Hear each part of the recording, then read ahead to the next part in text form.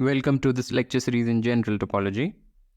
In this lecture, we will discuss products of finitely many spaces. In the previous lecture, we've looked at products of two spaces. We are just going to generalize that construction to finitely many spaces. So let's recall a little bit for orientation purposes. So how did we define the product topology? Suppose X and Y are topological spaces. The product topology on X cross Y, which is the set theoretic product of X and Y, was defined as the coarsest topology that made each projection map continuous. So from X cross Y, there is a natural projection on X and there is a natural projection on Y. What does it do? It takes X comma Y to Y on this side and X on that side. And we just define the product topology to be the coarsest topology, which makes both these maps continuous. We then observed that the following set script S, which is defined in this way. I mean, it's the union of two things. The first is you pick any open set in X and then take the pre-image under the first projection or the projection on X, collect them in a set, and similarly collect the corresponding set for Y. And their union is a sub-basis for the topology, or is a sub-basis for the product topology, meaning the topology generated by this is same as the product topology.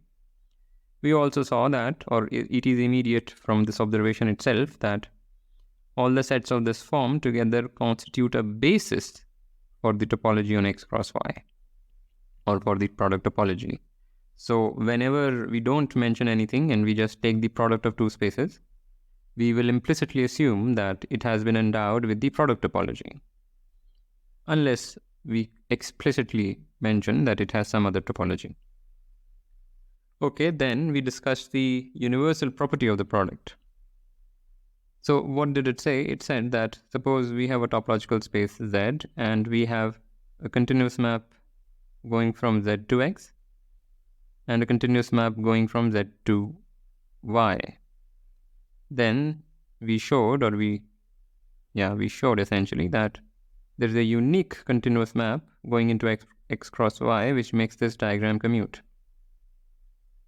So what we said was that, well, just forget all about topology for the moment, and then we see that set theoretically there is only one map which makes this diagram commute. The product topology upgrades this diagram to the level of topological spaces. This was a diagram of sets, but these were members or morphisms, as we call them in category theory. These had a little bit more privilege. They were continuous maps. So the product topology here makes all the other maps also continuous maps, and this is a universal object in the sense that anytime you send two continuous maps from a common topological space into X and Y, that has to consult the product topology. Alright, so universal properties of utmost importance. Suppose you wanted to construct a continuous function mapping into X cross Y from some topological space Z. You don't need to give a map into X cross Y. It is far more comfortable to give a map into X and separately a map into Y. As long as those two are continuous maps, there is a unique continuous map going into X cross Y which makes this diagram commute. And any continuous map going into X cross Y has to come about in this way. There is no other way. Okay, and then we saw that polynomial functions going from R2 to R, meaning polynomial functions in two variables, are also continuous. We did maybe a lot many other things, but don't want to recall so much. So let's move on. Here are some problems for practice. And now let us get started.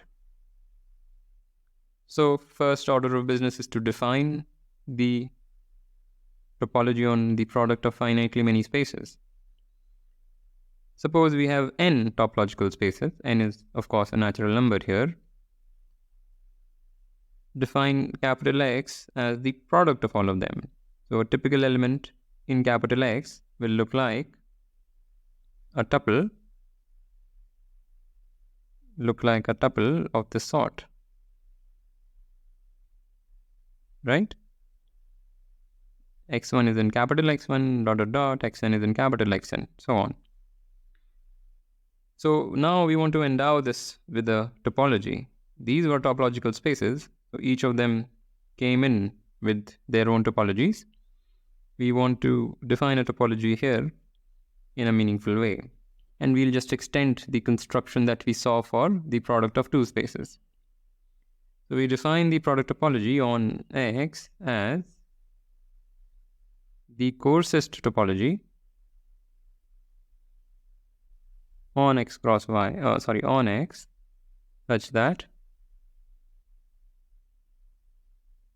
each projection map by I going from X to Xi is continuous. Clearly, this definition generalizes the definition for the product topology when we had only two spaces. So the projection maps are sort of the characteristic or the defining traits of the product construction. We are just defining the product topology as the least expensive topology, which makes each projection map happy. So that's the definition. Not much to say about that. Let's try to understand this in detail. This, I believe, will be a very long lecture, and we have a lot of ground to cover. So first, we will have a change of notation. This change of notation will be not so important probably in this lecture, but in the next lecture, where we will discuss product of arbitrary collection of spaces, not necessarily finite, there this notation will be very important, and it is good to orient oneself as quickly as possible.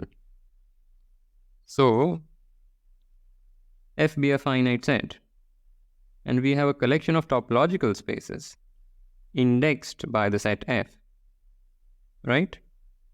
So for every element of capital F, we have a topological space. You can say it is labeled by that element of F. In the previous slide, F was nothing but this set, right? Here we are just being a little bit more flexible. F is just some finite set.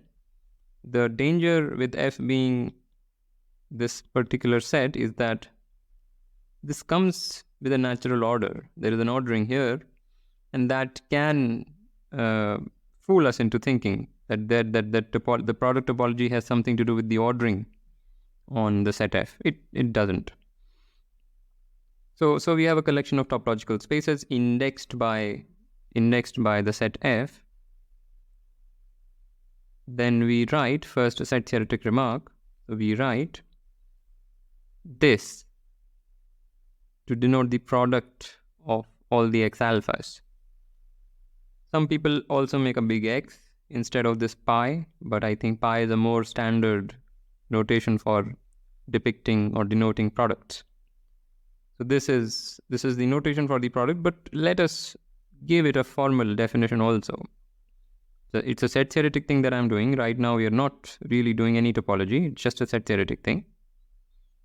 So what is the meaning of this? So formally, each element of this thing is a function going from F. So little f is a bad idea. Let me use phi. Going from F to the union, or rather union is fine. Union. Oops, I meant capital F. Union of all the X alphas with the property phi of, let me write beta, is an X beta for all beta in F. I've written a horrendous thing. What does this even mean? Well, this is nothing foreign. This is exactly how we think of tuples. Formally, if you will. We don't think of tuples this way, but the formal meaning of a tuple is this. Let's see why. Suppose I have this product of three sets. Forget all about topology, just there are three sets and we are taking the product. And how do we express a typical element of this product? Like this. where little x1 is that guy, is in that guy, little x2 is in that guy, and little x3 is in that guy. This can be thought of as a function, so we can equivalently think of this as a function from this set to the union of all the xi's, which is x1 union x2 union x3, where 1, or rather phi of 1, in, if you want to think of this as a function, phi of 1 will be x1, let me write that. Phi of 1 is x1, phi of 2 is x2, and phi of 3 is x3. Right? So this can be thought of as a function. And every function of this sort, which sort? 1 goes to something in capital X1, 2 goes to something in capital X2, and 3 goes to something in capital X3. Any such function uniquely gives you a tuple. And to drive the point home, mathematically speaking, what is a tuple? In modern mathematics, generally speaking, we express things as, or express mathematical objects in the language of sets and functions, and with or using compound objects which are defined using sets and functions, like relations. Relation is something that you can define using sets and functions. So what is a tuple? Tuple is not a fundamental mathematical object, so we have to define it in terms of sets and functions, and this is one attempt, and a standard one. So whatever we were doing earlier, we were just writing tuples, and it's intuitive to write tuples. We just say the first entry, the second entry, the third entry, and so on. But really under the hood, what is happening is we have a function. This guy under the hood is a function. I do not encourage you to think of at least such innocent things as functions unless it helps in some context. Generally it doesn't. But when you have an arbitrary set, here we have a finite set f. But when you have an arbitrary set, it can many times help to think of it as functions. And not everything is lost, not everything is becoming a horrendous jugglery of notations. Once you are given such a function, even in this more flexible or more abstract context, once you have such a function, you can still depict it using tuples. The tuple notation is still there. So if you have such a function phi, and let's say we say phi beta is x beta, little x beta, then you can just depict phi via this, or you can use alpha if you like. So it's a tuple. Phi can be equivalently expressed as this tuple, where we understand what this means. It means that alpha maps to x of alpha or x sub alpha. Right? So let's not be, I'm just saying some set theoretic thing. And this change of notation, I think we are going to use it throughout this lecture. But again, we should be very, very flexible. We don't have to subscribe to one particular notation every time religiously. Whatever is more convenient in context, we will stick to that. Okay. So now the natural question arises. We have defined the product topology on the product of finitely many topological spaces. We would like to understand this better. And one way to understand such an object is by asking the question, can we give a basis for it? Can we give a sub-basis for it? A convenient basis and sub-basis. And all of the results that we will be giving will be generalizations of the corresponding results for two spaces. So we already have an inkling as to what are we trying to do. Okay, so first result. So we have a finite set F, we have a collection of topological spaces indexed by that set, and capital X is the product of all of them. Then, if we define script B as the collection of all such things, what are these things? You pick an open set in X alpha, one for each alpha, take the pre-images under the natural projection, and intersect. So what are these pi alphas? Let me write them down. So pi alpha, in the tuple notation, pi alpha consumes a tuple and produces x alpha. In the function notation, what is pi alpha? We have a function phi from the set F to the union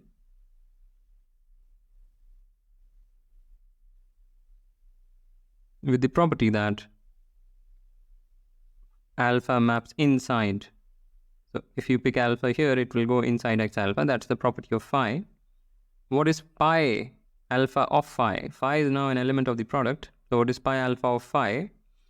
So pi alpha of phi is just phi of alpha. Maybe all of this looks quite weird, but it isn't, and you should probably stay on these notational things just to get yourself comfortable with them. So we know what is a natural projection. Either you like the tuple notation or you like this functional notation. You should be comfortable with both of them. So now you know what this is, and you should also correlate this with our discussion on product of two spaces.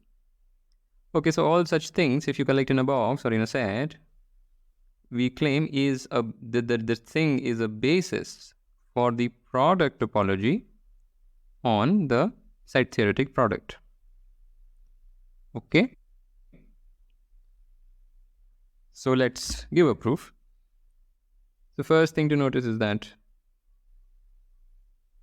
this thing is a basis.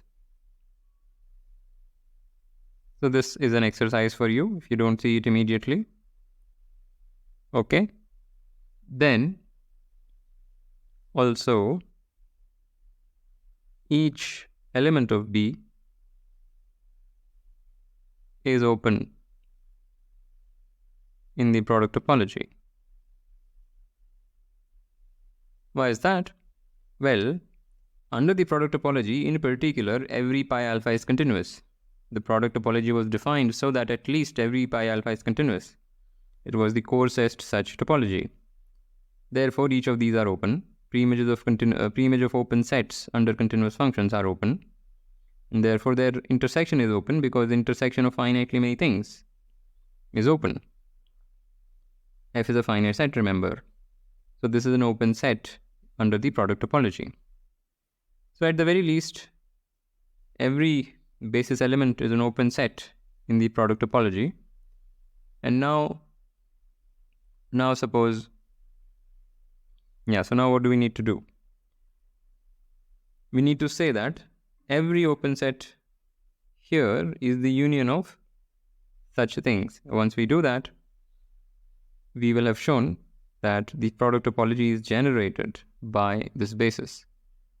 So let's say tau is the topology generated by script B. Okay. Then each pi alpha, where we are equipping x with tau, is continuous. That is clear because if you pick an open set here, the pre-image of that thing is clearly there in tau. Why? What is the pre-image of an open set under pi alpha? So pre-image of an open set U alpha is the product of such things where U beta is all of x beta if beta is not equal to alpha, and U beta is equal to U alpha if beta is equal to alpha. What am I writing?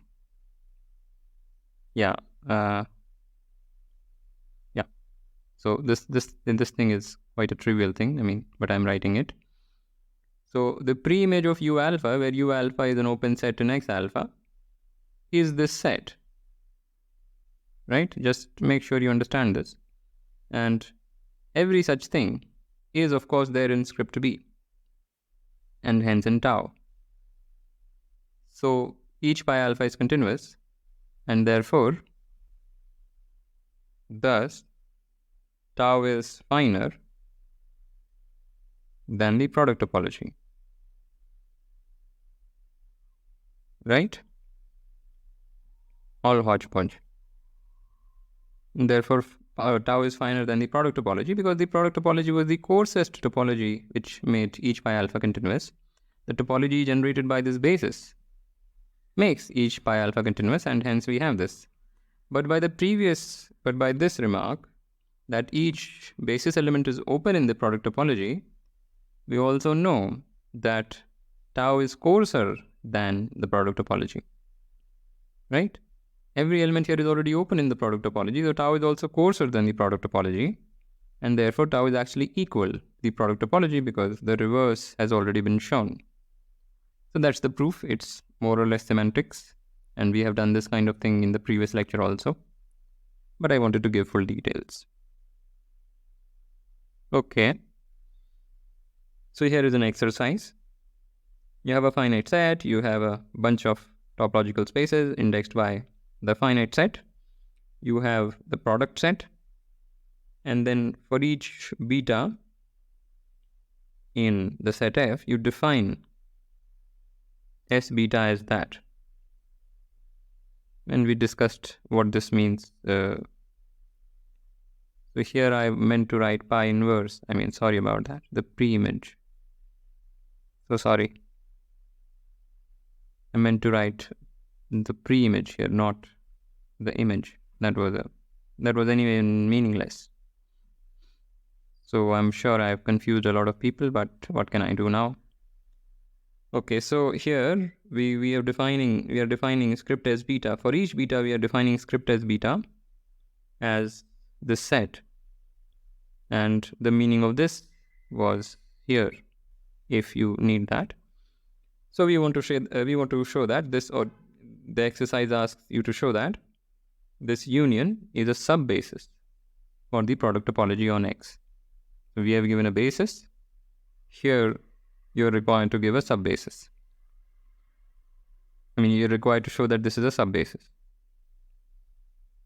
Okay. Now for the very important universal property of the product. So again, we have a collection of topological spaces indexed by a finite set F, and we take the product of them, and now we equip it with the product topology. Let Z be some topological space, and suppose we have a map into the set X as shown here. This is X. Then these two statements are equivalent. The first is that F is continuous, and the second is that every such composite is continuous. So let me depict that. So pi beta is a map like that, and this is the corresponding composite. So this, let's say this is F, and this is pi beta composed with F. Okay. So what are the two statements? The first is that this is continuous. The second is that after you compose by any of the projections, so this was an F, I've written a J. Right, so after you compose with any projection where beta is basically any member of F, you get a continuous map. So saying this is continuous is saying that all the projected out versions of this guy are continuous. So this is the same. We saw this universal property in the previous lecture. So this shouldn't be such a mystery now. And you should also try to see what does it say in not this notation, right? So I hope you, if I were to write out, I just feel like I should write out, although there is no need. So if you have a tuple here, X beta, I shouldn't use beta, let's use alpha. This thing under pi beta maps to X beta, right? Okay. So why is this true? Why does this property hold? Proof is very simple. So first assume that F is continuous. Yeah, that, let me just say it. Why 1 implies 2? 1 implies 2. I'll say it in words. No point writing it out. So this is a continuous map. We are given it is continuous. We want to show this is continuous. Well, each pi beta is continuous. When we equip this with the product topology, each pi beta is continuous, the product topology was designed to make every pi beta continuous. So this is continuous, that is continuous, and hence its composite is also continuous because the composite of any two continuous functions is continuous. So this part is immediate. For the other direction, we want to show, so assume 2, we are assuming this happens, we want to show this is continuous. So we know a basis for the product topology, so we pick an arbitrary element in the basis. Let U alpha, or pick, I don't know how to say it, so let U alpha be an open set, or for each alpha choose an open set. That is the correct way to say it. For each alpha in F, let U alpha be an open set in X alpha. Okay, and let U be the product of them. Everywhere I have written a J where I should have written an F.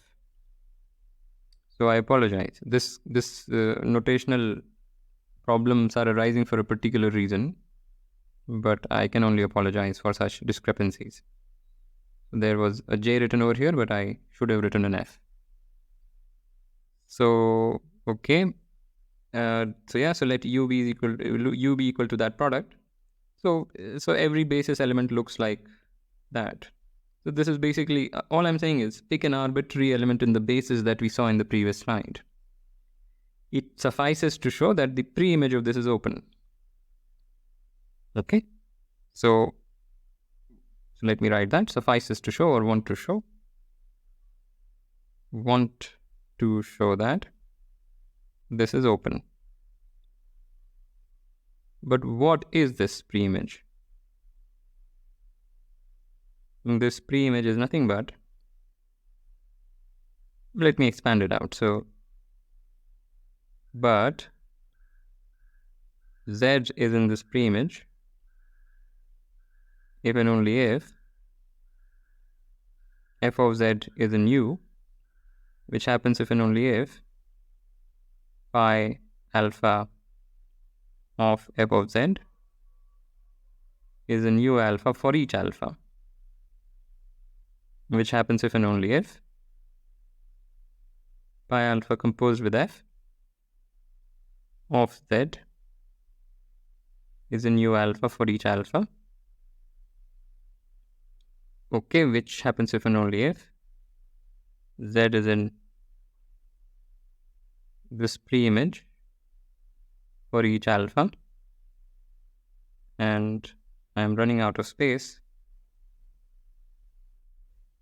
which is same as saying that Z is in this intersection.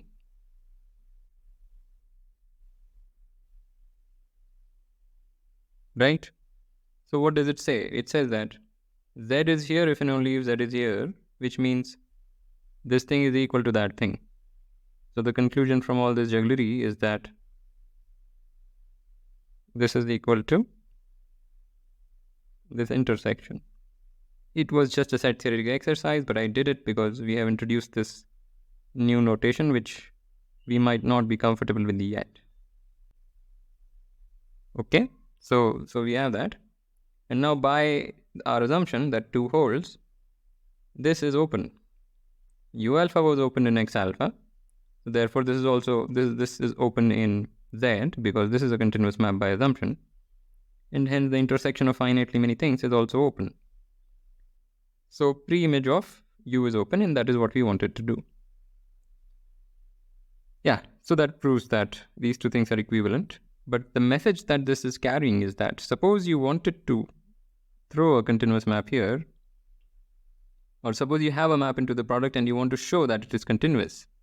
Don't try to pick something here, take a pre-image. No, try to just use the meta principles, compose out by an arbitrary projection and show that the composite is continuous. And many times the continuity of this will be known because of other reasons. At any rate, showing the continuity of this is easier than showing the continuity of that simply because of notational reasons.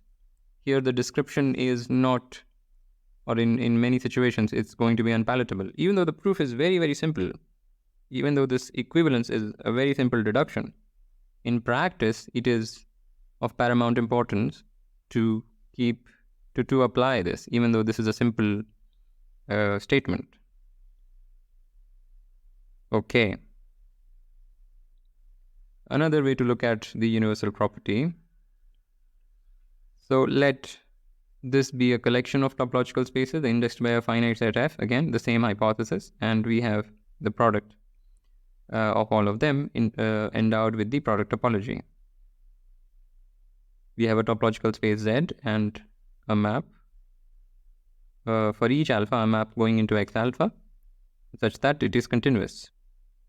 Then the universal property can be stated as follows. Then there is a unique continuous map into the product such that this diagram commutes for each beta. Immediate generalization of the product topology that we saw for two spaces. Okay, so I leave this to you to prove as an exercise. We have essentially proven it in the previous page. But again, the message is that once you have continuous maps into the topological spaces, you have a unique continuous map into the product of them, which has, which behaves nicely with the collection of continuous maps that you had in the beginning. Meaning, once you project out this continuous map, you retain the original maps. Anyway, so if this is not making a lot of sense right now, it will when we look at examples, and that is what we turn to now, I think. Let me check. Yeah, so maybe very soon we will turn to examples. Before that, we have a few other things to get rid of. Okay, so let's move on.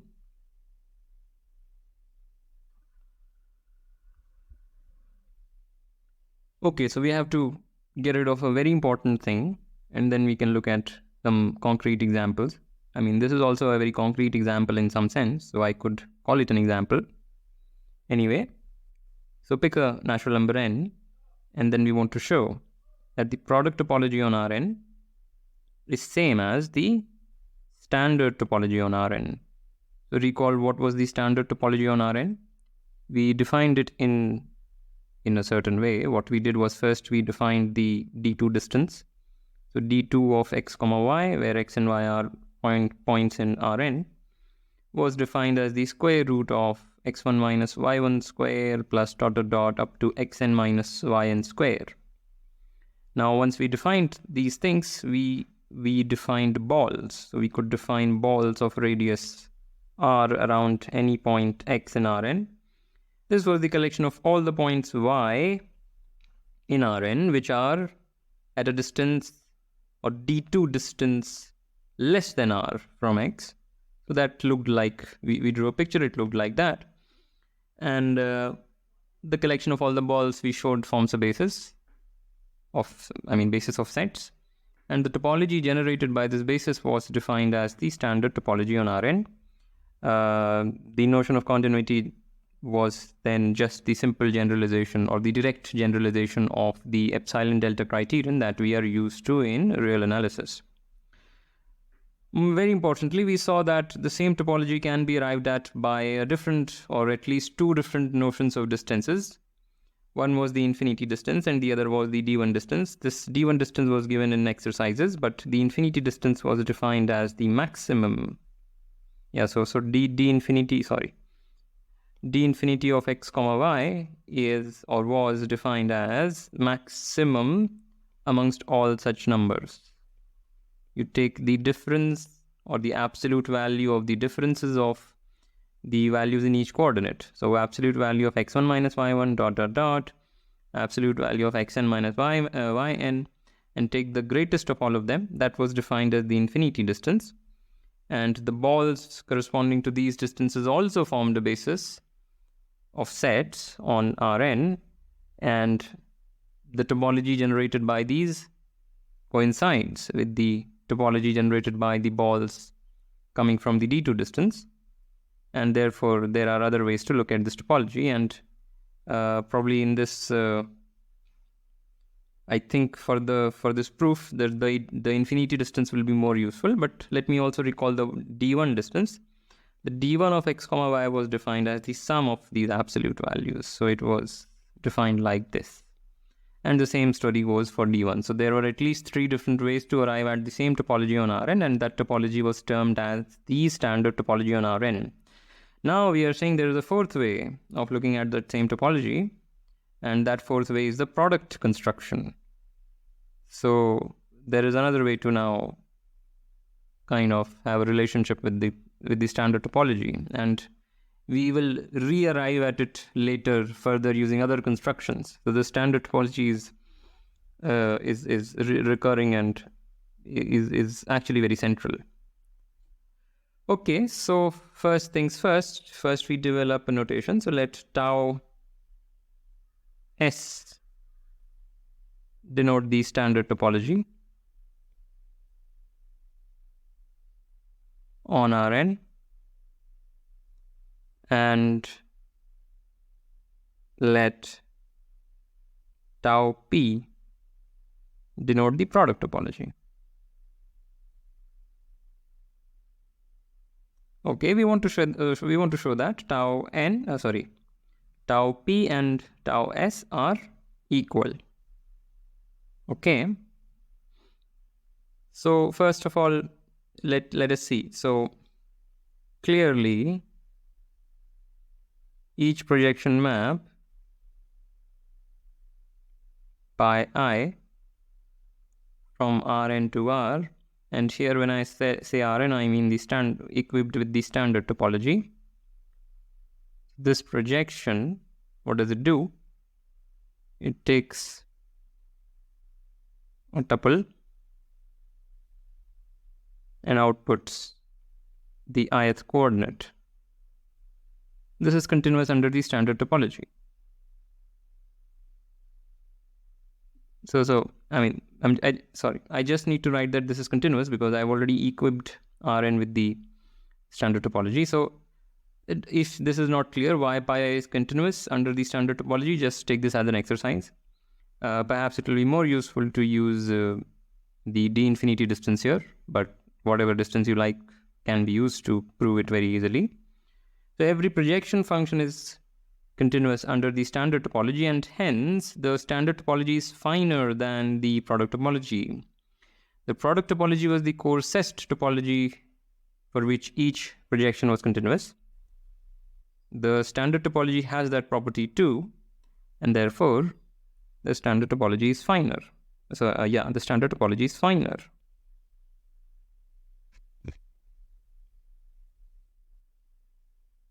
So we need to show the reverse thing, and to do the reverse thing,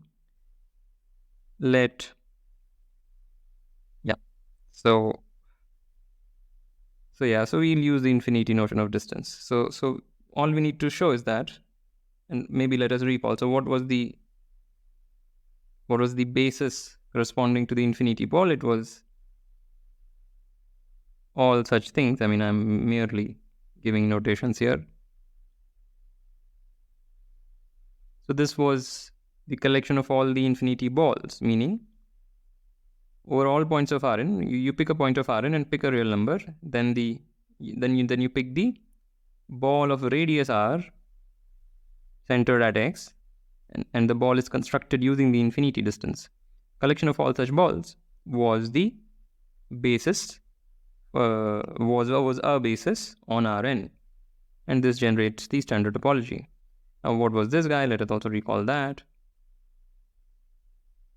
B d infinity x comma r was all the points in Rn with this property. And to expand that out, that is same as, or let me write it in a different way. It just says this is less than r for all I. All right, which is same as saying this is just the product of these intervals. Maybe I'll write it in a little bit more detail. x1 minus r, x 1 plus r cross product. So this is an interval. I do not mean to say this is an ordered pair. This is not an element of R2. This is the open interval whose center is x1 and the width is twice of r. So this is actually that set. And now we can just express this as intersection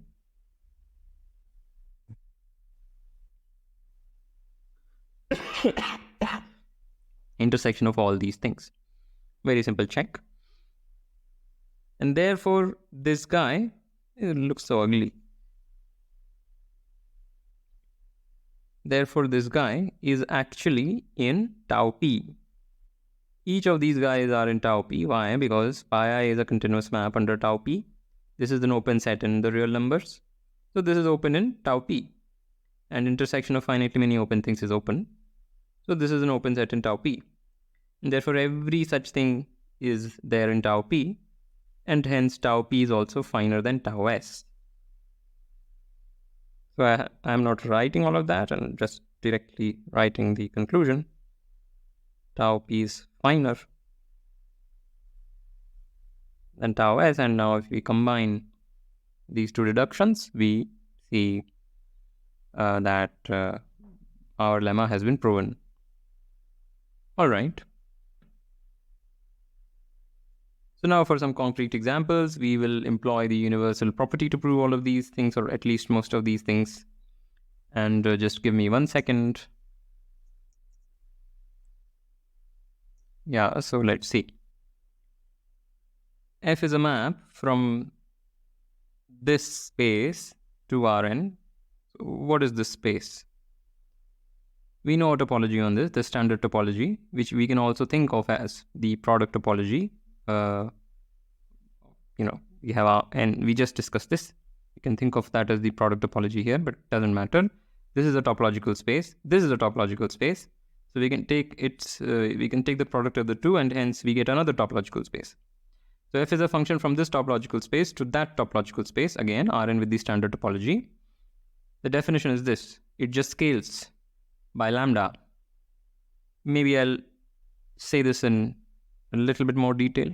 So f of lambda, which is the real number, comma an n tuple, each xi is a real number. This maps to lambda x1 dot dot dot lambda xn. Okay, so that's what the map f is. Okay, so we want to show that f is continuous. Now, such a nice map better be continuous, but we want to prove it because we have given precise definitions, so this sanctions a proof. Proof is very simple. If we use the universal property, otherwise it will be a little bit cumbersome. So this is a product space. This is a product space showing that a map going into it is continuous from some topological space Z, or requires just to show that the composites with projection maps leads to continuous functions. So what I'm saying is, we have this map F going into Rn, and we have written out the ith projection map. So it sends x to xi.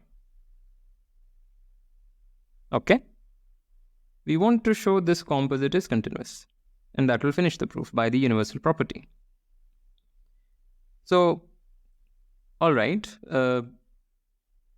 but directly showing this composite is continuous is, of course, doable. Nothing wrong with that. All it does is sends lambda comma this n tuple to lambda times xi.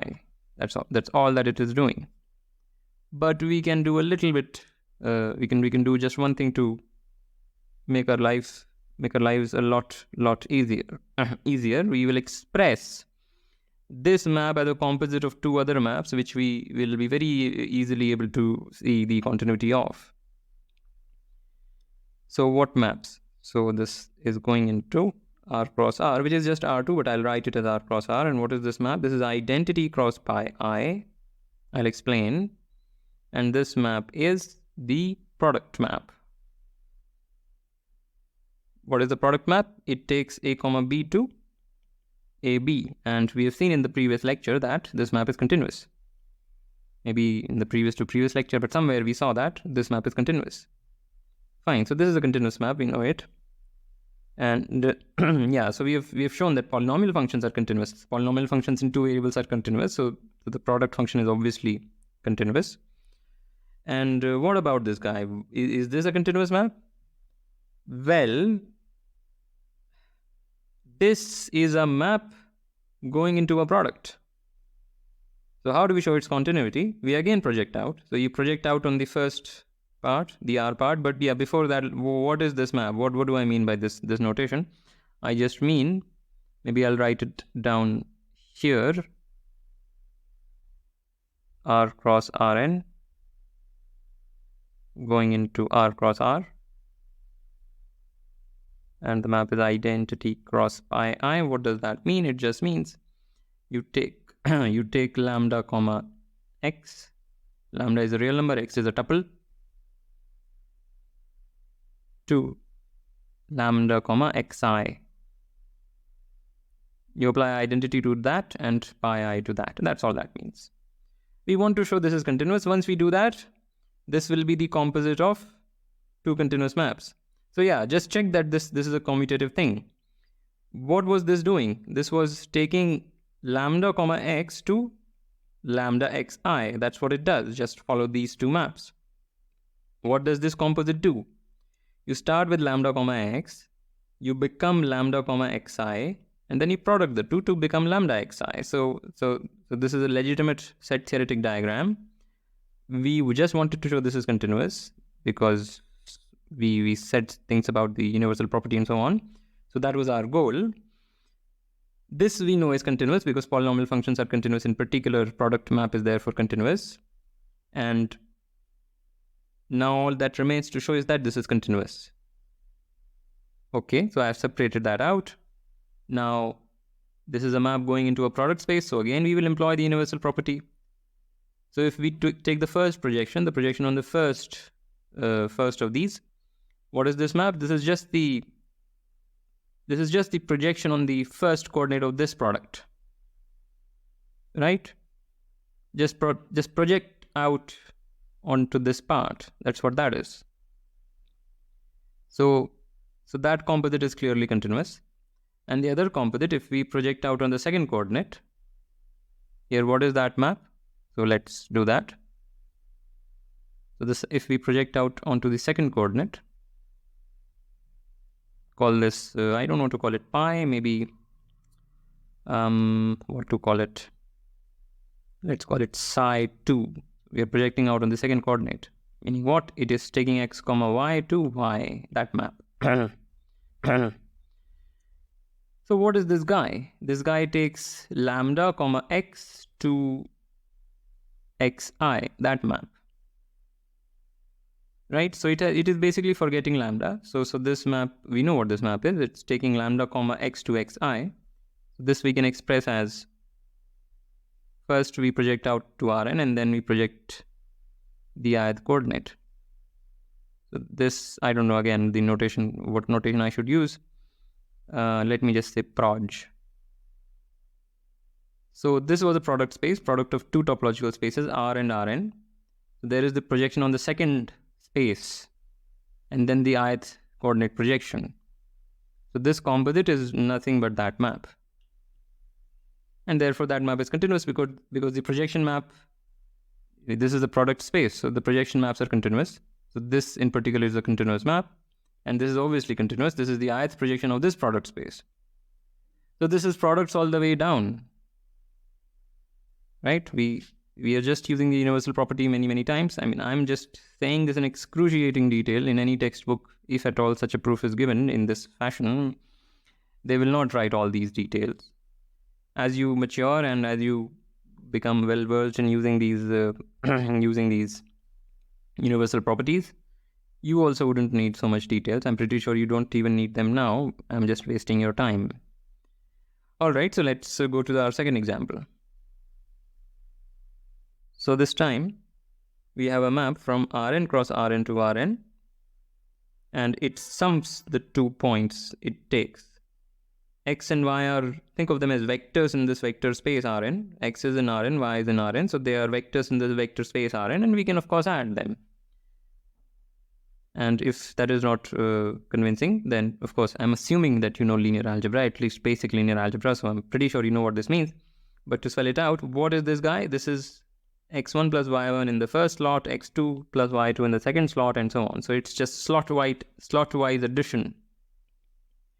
Okay, so we have this map, and naturally we would like to show that this map is continuous. Right?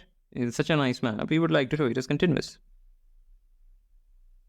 And before even we talk about continuity, let's be very clear. This is a topological space with the standard topology, you know, the standard topology on Rn. So these two are topological spaces, and we have producted them. So the product is another topological space. We know that, we know the product construction. Okay, so it's legitimate. It is legitimate to ask for the continuity of F. Okay. So why is such a thing continuous? Again, universal properties. We have Rn cross Rn and the map F. So Rn is a product space, so we project out, let's say, on the ith coordinate, and we want to show that this composite is continuous. We want to show this guy is continuous. So what is that guy? That guy takes x comma y, and what is this output? The output is xi comma yi. Okay, so showing that that is continuous will be shown again in the similar way as above. We will express that as the composite of two continuous maps. So here we will have R cross R. This will be pi I cross pi I. And this will be the addition map. Right? And here again, you can show that this is continuous. This kind of thing we have done in our lecture on product of two spaces. Pi I is continuous, so the product map is also continuous. So yeah, so you can also again use the universal property and write down the details of that proof, whatever that was. So anyway, so this is a continuous map. Take that as an exercise. This is continuous because polynomial functions in two variables are continuous. Or you can prove it directly by epsilon delta if you like. Again, we have done this previously. So therefore, this is continuous. It is the composite of these two continuous maps. And that's it. That's all we needed to do. To prove the continuity of F, we just needed to show that the composite of F with any projection, pi I is just some arbitrary projection. So to prove continuity of F, we just needed to show that its composite with pi I is continuous, which is this map, and we just showed it. Okay. So now we have the map phi, which adds all the entries. So it picks an element of Rn and adds all of them. Adds all the entries in it. Of course, such a nice map we'd like to show is continuous. Okay.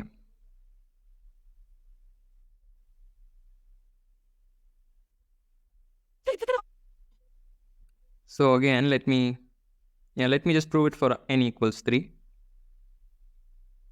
I'll explain the idea for n equals 3 and then you can extend it. You can also prove it directly using epsilon delta, but we'll not do that. So we have a map from R3 to R. Let's make it diagonally. So this is our map phi. And we will break it down. We will show that it is the composite of continuous maps. So first we will use this thing. What is this map? This is pi 1 cross, I'll write this as pi 2, 3. So this map is pi 1. Maybe I'll make a bigger arrow.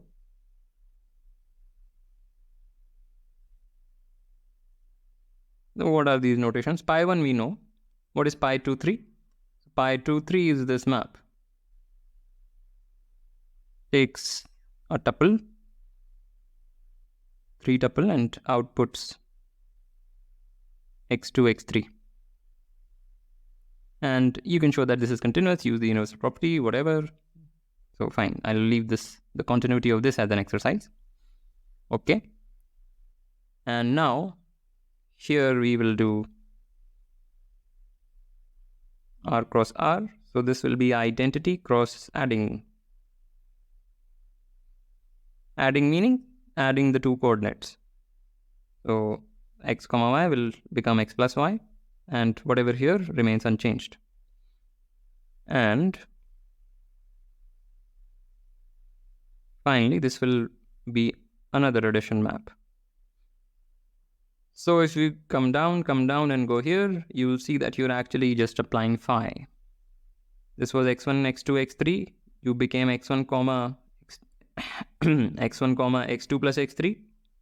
Then you became x1, sorry, what did I say? You were x1, x2, x3. Then you became x1 comma x2 comma x3. That's what you became.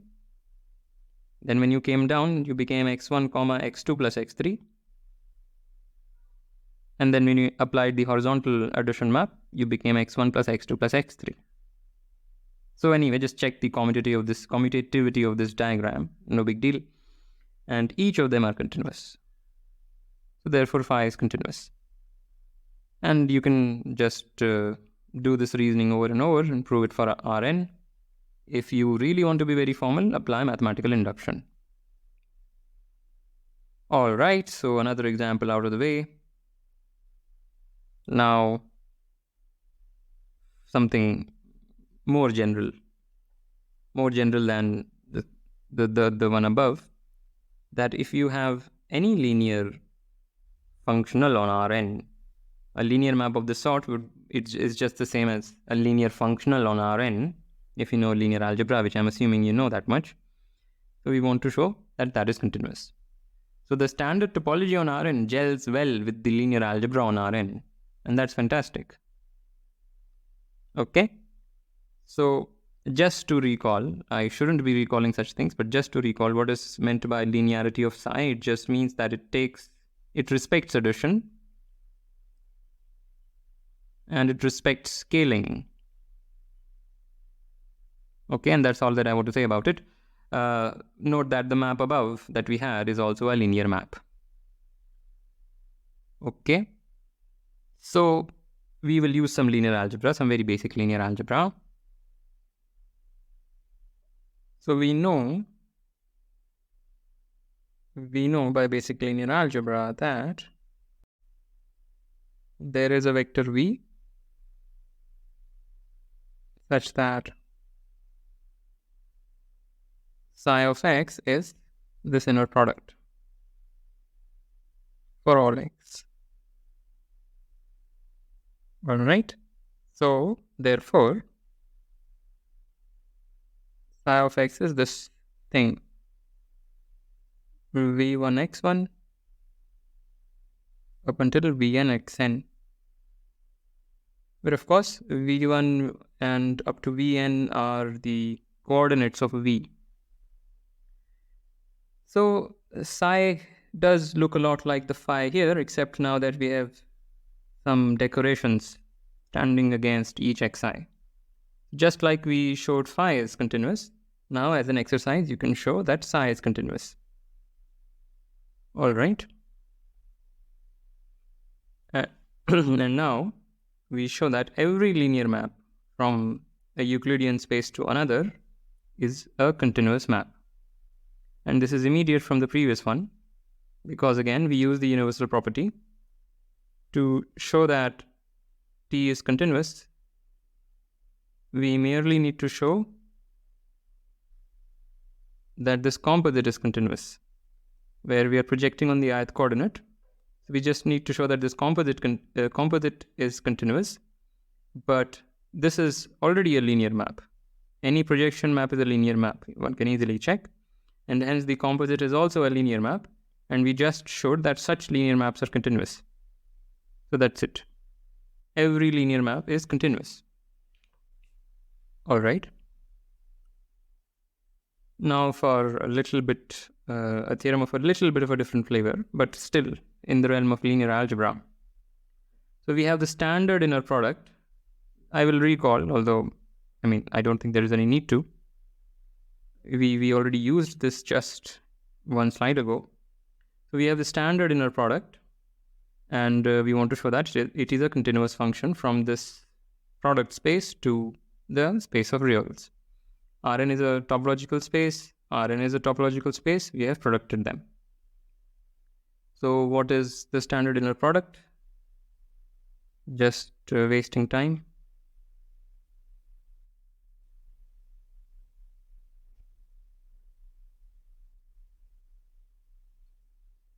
Right?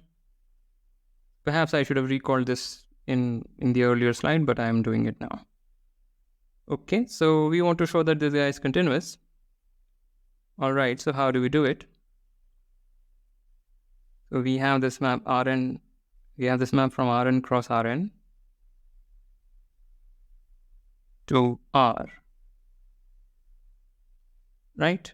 But we will write it as the composite of a few things. So first we will get this map into Rn. What is this map?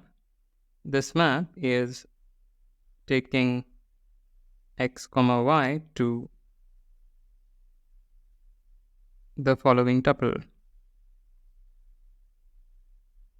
Okay, so that's our vertical map, and then we just add the addition map, which is of course taking a vector and adding all the coordinates. So this is a linear map, and we in fact particularly saw an example where the addition map was a continuous map. So this is continuous. So we just need to talk about the continuity of this. Once we show this is continuous, this would be a continuous map because it is the composite of then two continuous maps. Why is this continuous? Again, this is a product space. So if you project out on the ith coordinate, you get what? You get the map which takes x comma y to xi yi. So let me maybe try to argue that separately. We have this map from Rn cross Rn to R. It takes x comma y to that, and now this is Rn. We project out to the ith coordinate. So this map becomes, well, writing that would be very, very cumbersome. So this map just takes x comma y to xi yi. And to show the continuity of the vertical map, we just need to show the continuity of this map by the universal property of the product. But to do that, first we project here out to R cross R. And here, how are we projecting? We are projecting by pi I cross pi I. So we retain the ith coordinate of the first one and the ith coordinate of the second one. And then we compose by the vertical map. The product map, which we know is continuous. This we know is continuous. So we wanted to show the continuity of this, but we have expressed this as the composite of two maps. The first one is continuous because pi I is continuous. Pi I is projection, so it's continuous. And this is continuous, we already showed. So this is a continuous map, and hence this is a continuous map. And therefore the inner product map is continuous. But if you don't like this proof, you can always write a proof using epsilon and delta. Okay. Bilinear maps. Let me recall the definition. So for vector spaces U, V, and W, this is nothing to do with real or complex or any special vector spaces. This definition of a bilinear map is very general. So we have three vector spaces U, V, and W over the same base field. Okay. And then a bilinear map, or rather a map, call it B, is called a bilinear map. Very bad handwriting.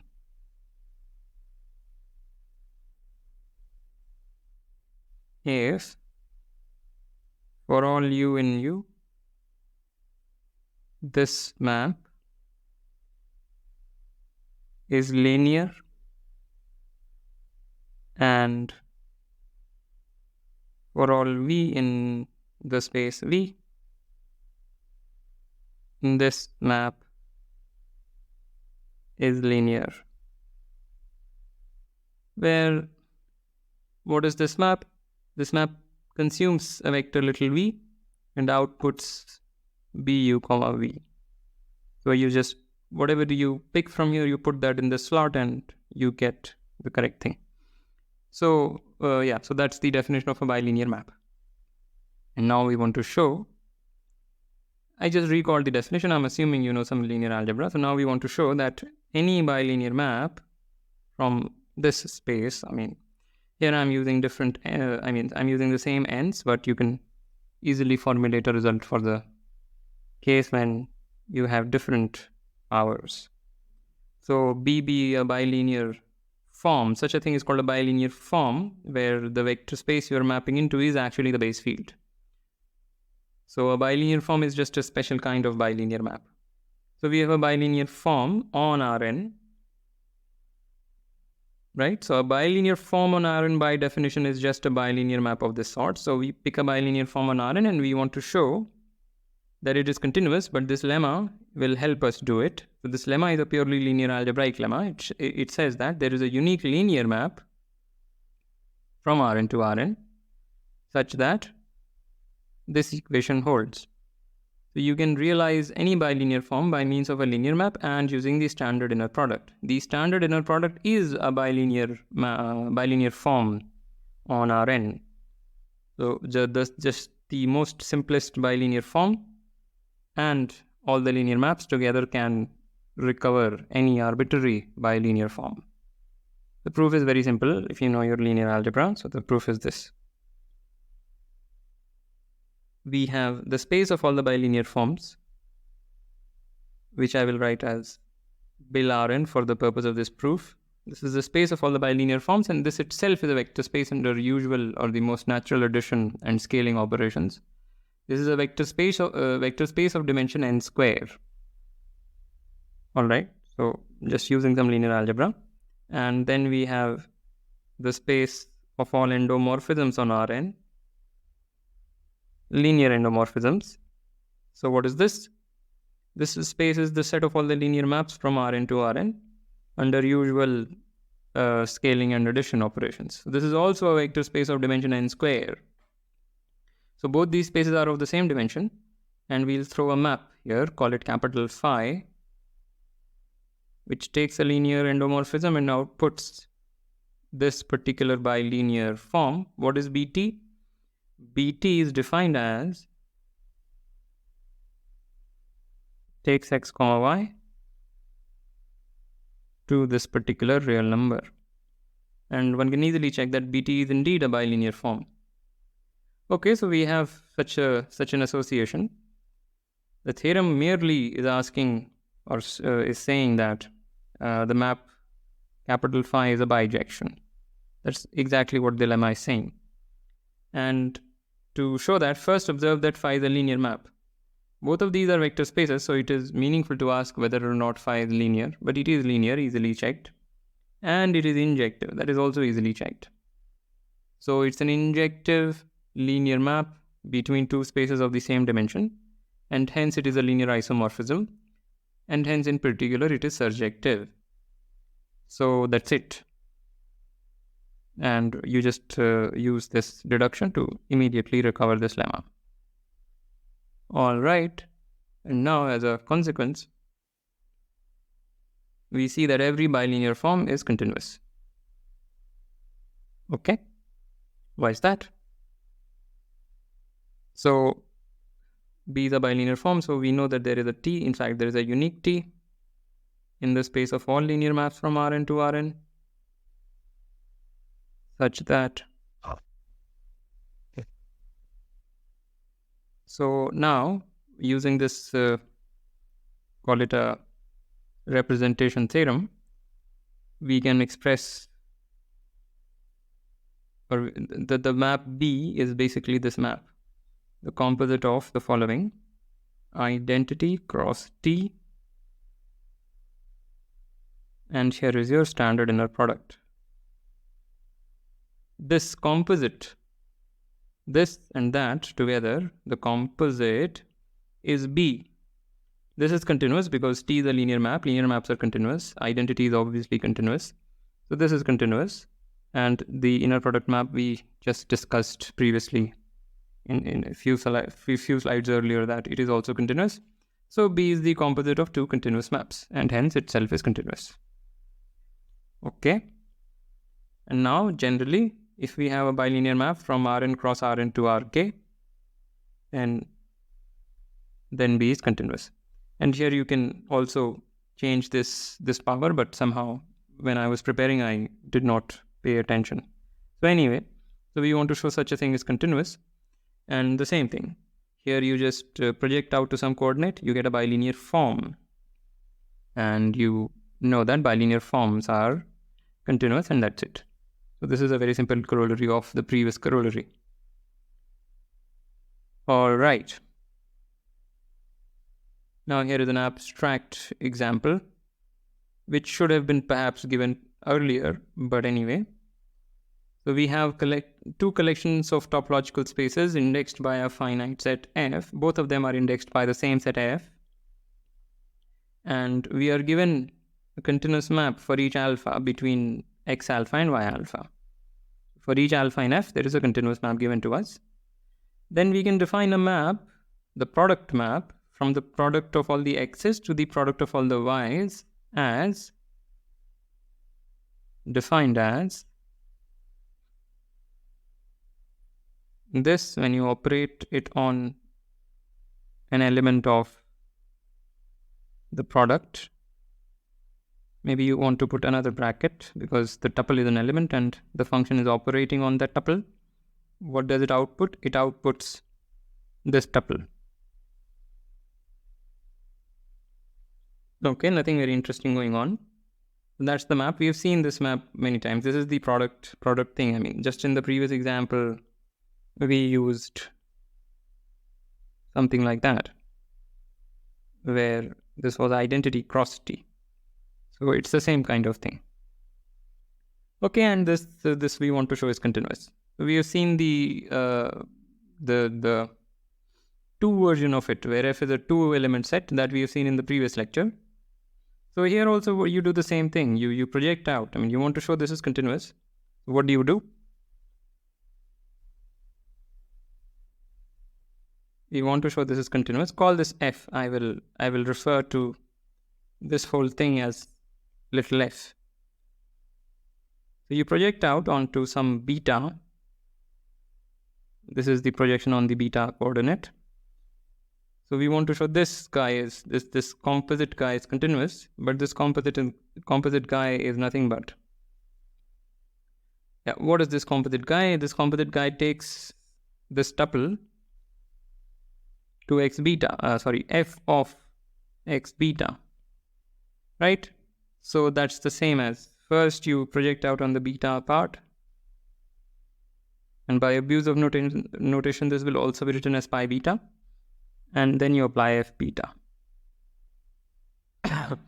We wanted to show this is continuous, but that is the composite of these two maps. This is given to be continuous, this is projection, and hence this is continuous by default. So this is continuous, and that's it. So this abstract example was perhaps sanctioned earlier, but what can I do now? All right. Now, for something that could have been done at any time, topology on C and Cn. What about C? C as a set is same as R2, and that's how we topologize it. C is not at all different from R2, and R2 has a topology, the product topology. So now the set of complex numbers also has a topology. Okay, so that's that. And naturally the multiplication maps, one can ask the question, what about the set of complex numbers has an extra structure which R2 doesn't have, is the product. We can multiply things and whatnot. So one can ask, is this map continuous? The product of two complex numbers, that map? It is, and that will be exercises. So everything that we proved for R2, you can prove for C2, and all of that will be exercises. And now what about Cn? Cn is just C cross C cross C and n times. So this has a topology, namely the product topology that's there in C. So that's how we can topologize C and Cn, and we will rampantly use these objects throughout our study of general topology. All right. Lastly, there is this business of associativity. It's a subtle business, and I will not be doing all the details. So what's going on? We have three topological spaces, x, y, and z. Then we can construct a topology on x cross y cross z. Well, we can forget about this remark for the moment. We can construct a topology on x cross y cross z, namely the product topology. We have three topological spaces, we can product them. Or one can also do the following. One can think of, in a very natural way, one can think of this as that. There is a very subtle cosmetic difference between this and that. And similarly, there is a very subtle cosmetic difference between this and that. So there is a topology here. How? First you have a topology on x and a topology on y. So there is a product topology on x cross y. Now this becomes a topological space in its own right. So now we can product it with z. So this is a topological space. Similarly, this is a topological space. But under this identification, which is, as I said, a cosmetic identification, merely nothing is, nothing very interesting is there in this identification. So, yeah. So the question arises, do you get the same topology here? And does it coincide with the product topology that we have on product of three spaces? If we go via this route or via that route, or does some discrepancy occur? No, all these three constructions are the same. I have written two constructions, meaning you go from here to there or you go from here to there. The third construction is you directly have a product topology here, namely the courses topology, which makes each projection continuous. So I should say three, but I hope you understand. So try to understand what this is saying. It may not be completely clear immediately what this is trying to say. To drive the point home, maybe I would like to say, for instance, suppose I write R2 cross R. So when I write R2 cross R, I think of it as we have a topology on R2, we have a topology on R, and we have producted it. So you get a product topology on this thing, but this thing can be naturally thought of as R3, and R3 has a product topology of its own. So under this natural identification, is it true that the topology here is same as the topology there? It is, and I am just kind of generalizing that thing here. It's a very subtle point, and if you don't immediately appreciate it, that is fine, but you should be able to appreciate it pretty soon. So alright, so with that I want to end this very long lecture. As usual, like, comment, share, subscribe, and I will see you next time.